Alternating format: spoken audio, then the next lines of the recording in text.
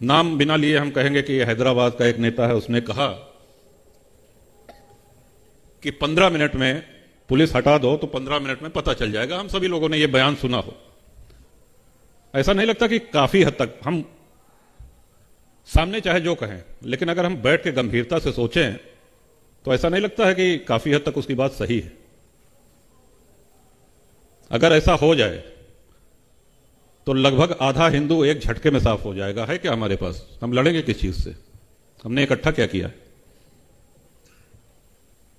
ये विचार करने की बातें हैं।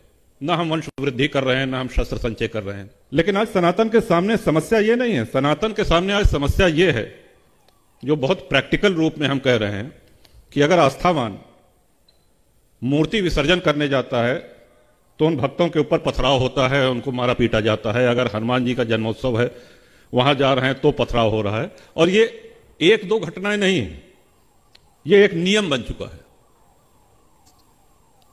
और सिर्फ पथराव ही नहीं होता है, इतनी आतंकवादी घटनाएं, हमने किसी का कुछ नहीं बिगाड़ा।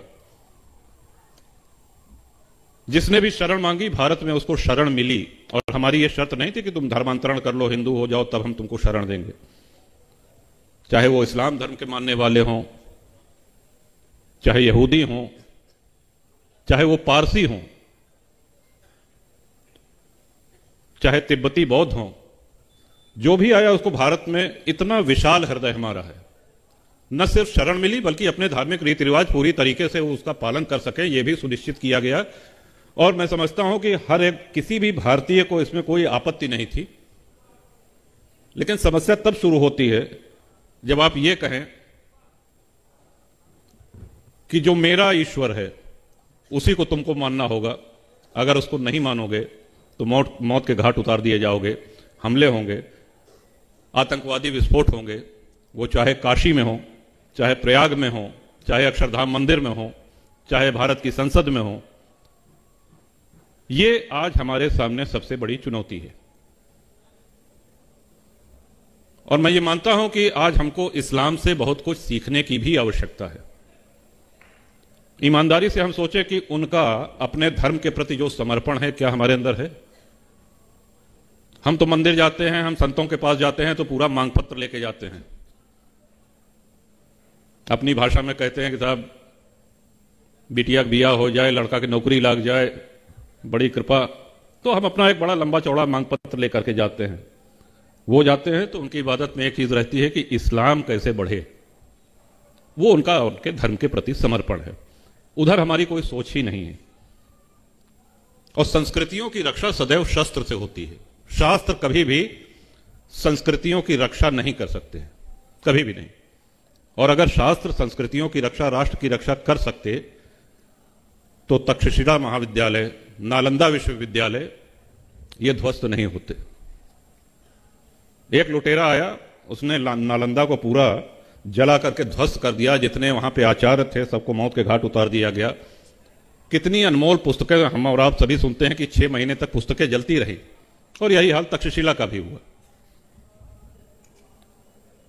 हमारे प्रभु ने जब जब अवतार लिया, भगवान राम को 14 वर्ष का वनवास हुआ, राजपाट छोड़ के जाना पड़ा उनको।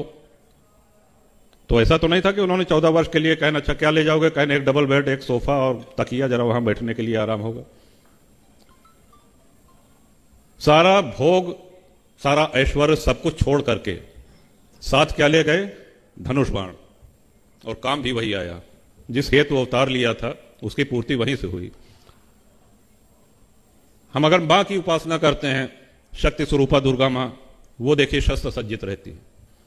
हनुमान जी महाराज ने कभी गदा नहीं छोड़ा। गदा से बहुतों को सुधार दिया उन्होंने। भगवान शिव के हाथ से कभी त्रिशूल नहीं छूटा।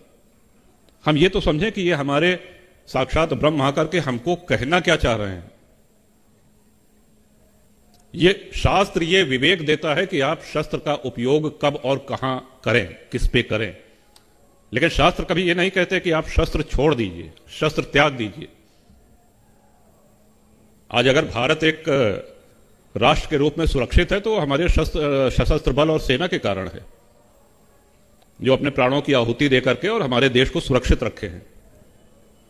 ये इसलिए नहीं है कि हमारी सबसे प्राचीन परंपरा है, सबसे प्राचीन धर्म है और हम बड़े शांति प्रेमी हैं, हम बड़े ज्ञानी हैं, हम शास्त्रों का बड़ा सम्यक अध्ययन हमने किया है, इसलिए हमारा देश सुरक्षित है। और अगर आज विश्व के उसमें देखें तो सबसे प्रत्यक्ष उदाहरण आपको इजराइल का मिलता है। इजराइल अगर आज अपना अस्तित्व बचाए हुए है, और अस्तित्व ही नहीं बचाए हुए है, अब उसके ऊपर जो हमले हो रहे हैं, जो आक्रांता हो रहे हैं, सबको मुंहतोड़ जवाब भी दे रहा है, तो वो अपने शस्त्रबल के कारण दे रहा है। हमारे सनातन धर्म में नागा अखाड़ों की स्थापना शस्त्रों